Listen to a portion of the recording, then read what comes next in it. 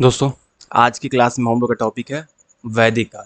वैदिक काल कहने का मतलब है कि जो भी इतिहास के क्रम देखोगे आप, प्राचीन काल के इतिहास के देखोगे और प्राचीन काल के इतिहास में देखोगे और जो पाषाण काल था, अगर हम पाषाण काल के बाद बात करते हैं और जैसे पाषाण काल था, पहले कलर चेंज करने दो क्योंकि कलर इस कलर में ना मैं पढ़ाने में कंफर्टेबल हूँ ना आप लोग इसमें पढ़ने में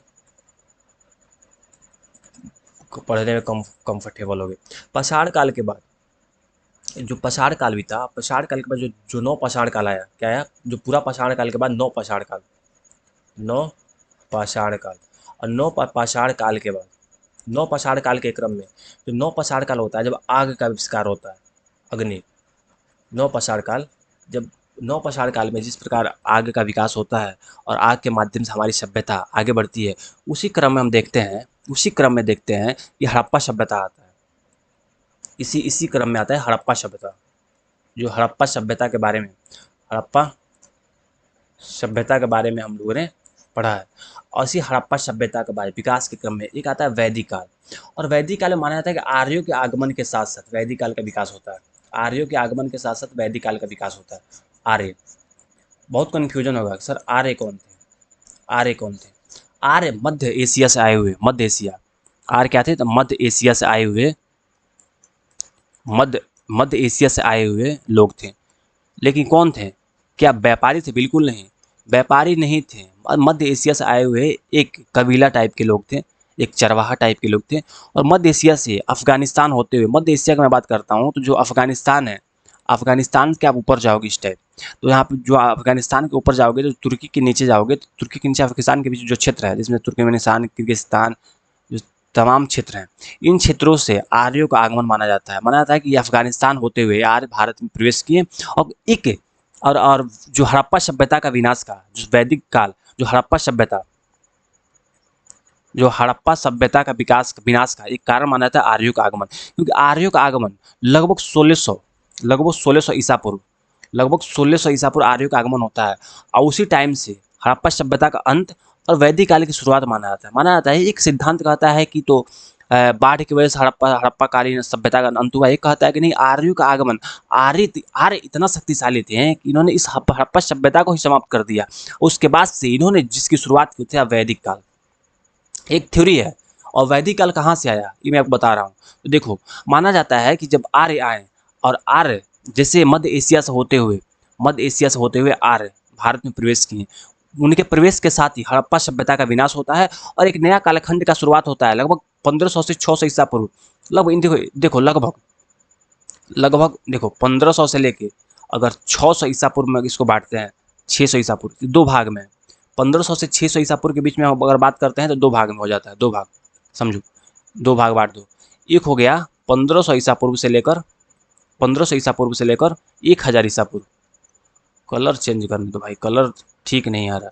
इस कलर में ना मैं आपको पढ़ा पाऊंगा ना आप समझ पाओगे, कलर बहुत जरूरी है। हाँ ठीक है, 1500 ईसा पूर्व से लेकर 1000 ईसा पूर्व, ये क्या था? इसको कहते हैं वैदिक काल का। देखो, वैदिक काल है एक है प्रारंभिक वैदिक काल, एक है उत्तर वैदिक काल। क्या है? प्रारंभिक वैदिक काल। प्रारंभिक, अभी जो आर्य थे, आर्य एक चरवाहा के रूप में थे। आर्यों का जिंदगी एक जगह स्थापित नहीं था। आर्य अभी घुमक्कड़ टाइप के थे।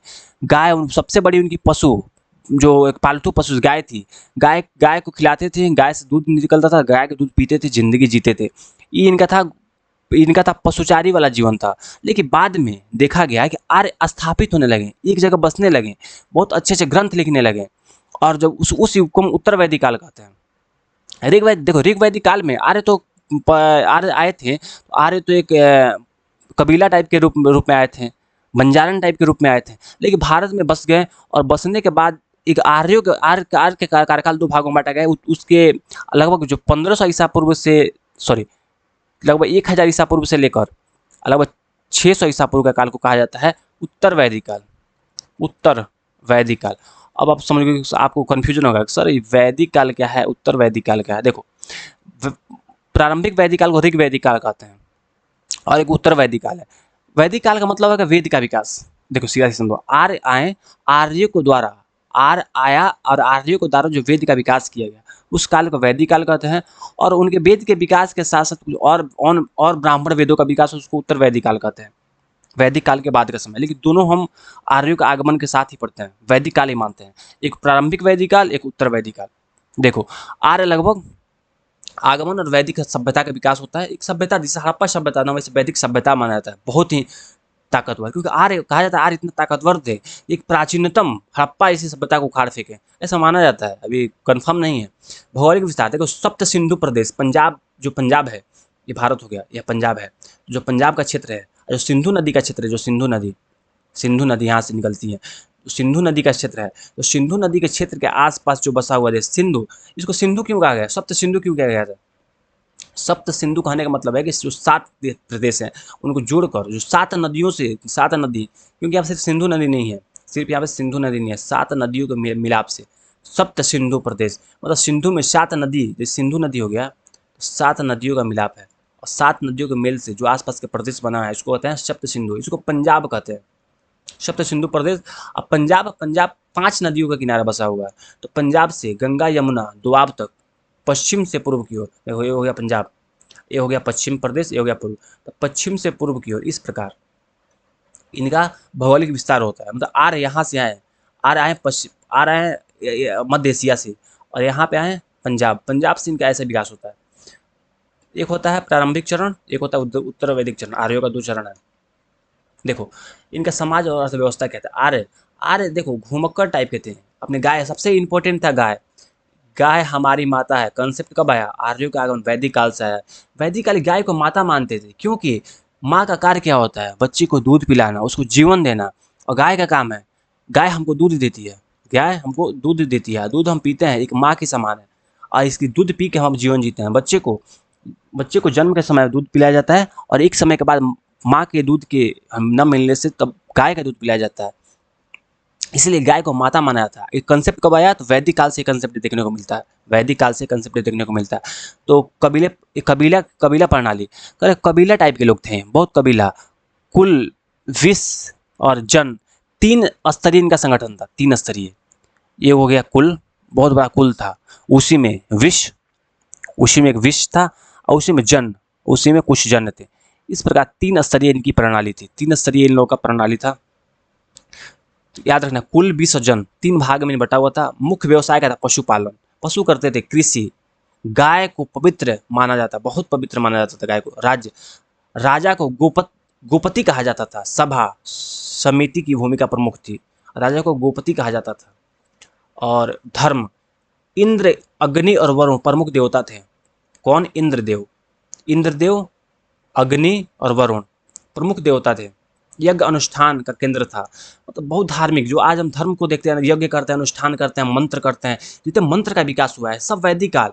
हड़प्पा काल में ऐसा नहीं था, हड़प्पा काल में बिल्कुल नहीं देखा गया था कि किसी की पूजा की जा रही हो, किसी देवता की पूजा, हाँ पशुपति की पूजा होती थी, प्रकृति की पूजा होती थी, माँ एक जन्म देने वाली स्त्री की पूजा होती थी, लेकिन किसी की मूर्ति पूजा नहीं होती थी। लेकिन मूर्ति पूजा का कंसेप्ट बाद में आता है। इसी आर्यों के साथ किस प्रकार धर्म का विकास होता है, तमाम चीज़ें हैं, और जो पहले नहीं था। ध्यान रखना, इंद्र, अग्नि और वरुण, इंद्र अग्नि, इंद्र कौन थे भाई, जल के देवता हैं, अग्नि कौन, आग के देवता, वरुण हवा के देवता है।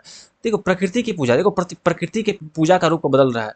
सिर्फ मातृ देवी की पूजा नहीं, हड़प्पा वासी सिर्फ मातृ देवी की पूजा करते थे, पशुपति की पूजा करते थे, लेकिन यहाँ पे इंद्र की पूजा दिखता है, अग्नि की पूजा, वरुण की पूजा, यज्ञ अनुष्ठान दिखता है। इनका जो भाषा था, इनका भाषा था संस्कृत था, संस्कृत का विकास इन्हीं से होता है, संस्कृत था। देखो वर्णाश्रम धर्म का कठोर रूप, ब्राह्मण वर्ग का प्रभुत्व। देखो आगे चलकर उत्तर वैदिक काल आता है, उत्तर वैदिक काल में आगे चलकर जो धर्म था, जो वैदिक काल में अगर बात करता हूँ तो 4 वर्ण के बारे में, ब्राह्मण, क्षत्रिय, वैश्य, शूद्र। ब्राह्मण, क्षत्रिय, वैश्य, शूद्र, जो 4 धर्म था,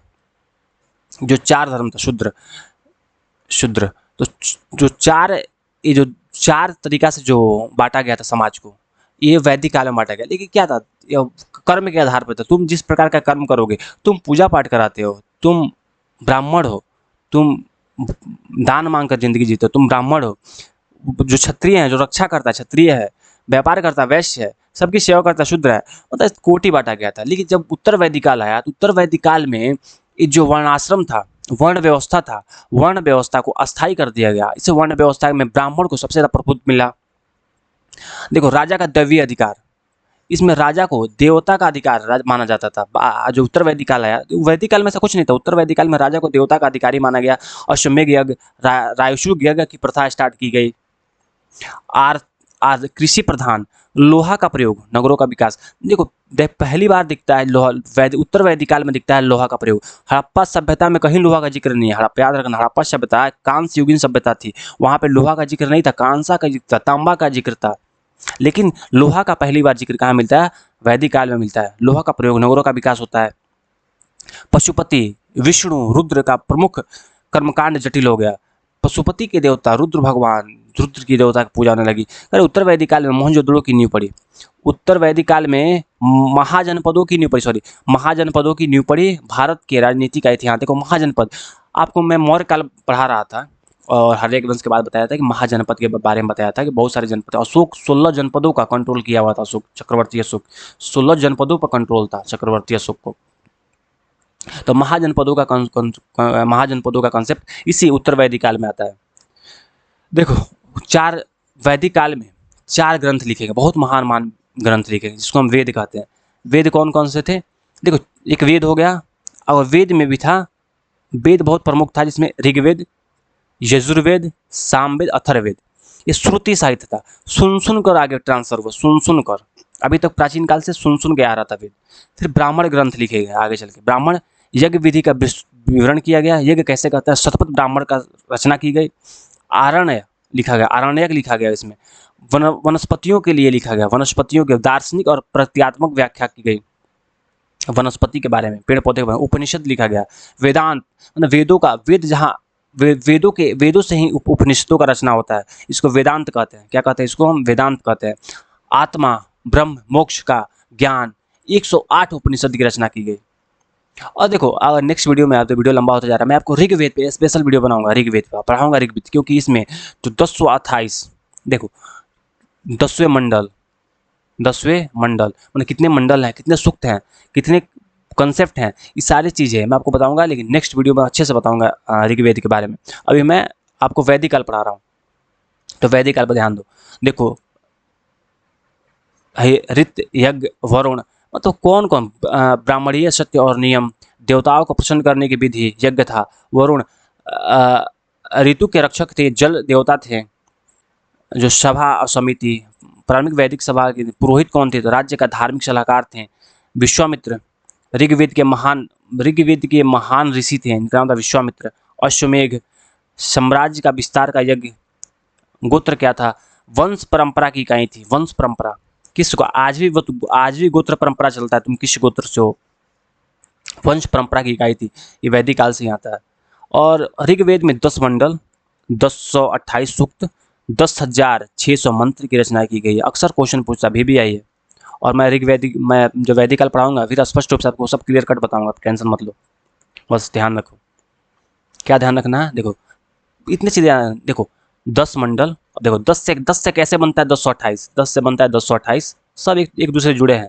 और 1028 देखो कैसे बनता है, 10 फिर 6 फिर 00, कितना लिंक है? 10 है, फिर 28 जोड़ दो उसमें, फिर 28 हटाकर 600 जोड़ दो।